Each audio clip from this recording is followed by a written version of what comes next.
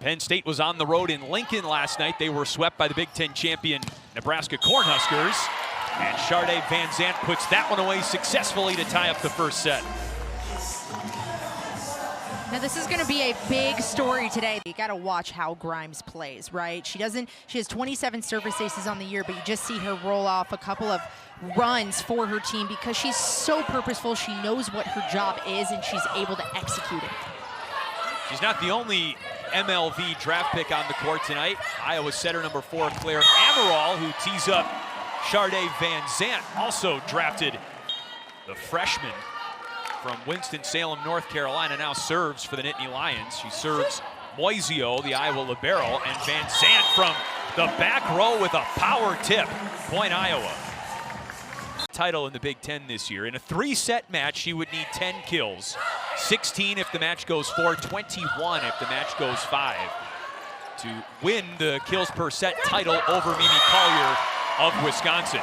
Vanzandt with the kill there, and we'll remind you that from Iowa.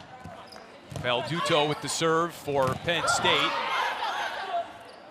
After Stojanovic turned away in the middle, Chard'e Vanzandt is currently your match leader in kills. She makes it look easy, but it's not. As Grimes puts it in play, Moisio throws it to Vanzandt. Point Iowa.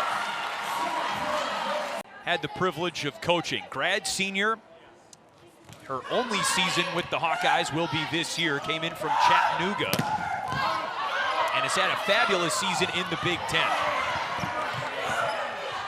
Grimes offers a free ball to Iowa. Amaral for Vanzandt. That has been the go-to connection here tonight. 7 kills. Make a deep tournament run, potentially when you have players like that, plays like that coming from Maggie Mendelson. That blocker outside arm to no man's land. Emmy Selman. Pass was a little bit off the net. Whittingstall runs the slide for Iowa. Kennedy Martin with a great dig. She averages over 2 per set.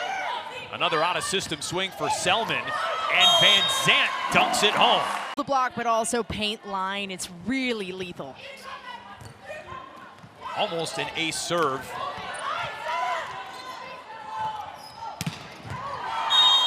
And that's down in front of Jillian Grimes. Court's going on. Emmy Selman walks by. You're going, okay, who is she? I got to watch her. She is so physically special and dominant.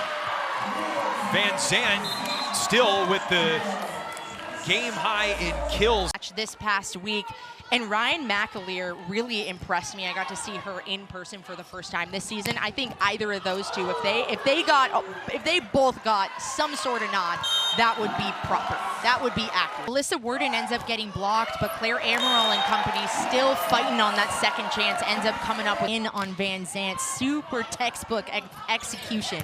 How about the Penn State block? 10-1 on Iowa, but game of the season, whether they make the tournament or not. And it'll be a little bit different for Penn State starting the NCAA tournament away from Rec Hall.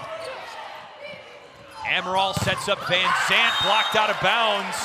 Big point for Iowa out of the timeout, up 22-20. She will be the Big Ten leader in kills per set if this ends now in either 3 or 4 sets. Whittingstall blocked, great dig, Marquardt. Vanzandt, the tip, put up by Falduto.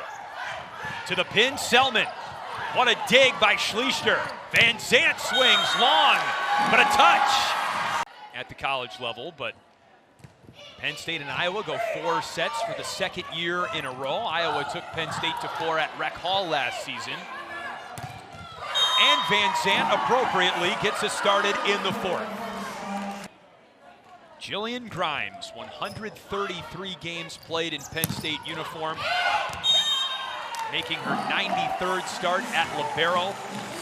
And then boom, Ava Falduto comes flying in. It's a slugfest on both sides. Both defenses, though, really showing up. 2 kills and 2 errors for Iowa to start the 4th set. Wins over teams in the RPI top 25. They're going to be in the bracket when it's announced tomorrow, independent even of this outcome. Talking about Penn State's physicality defensively at the net, so it just speaks to Claire Amaral's ability to be that full 6 rotation setter. There's an ace serve for Chard'e Vanzandt.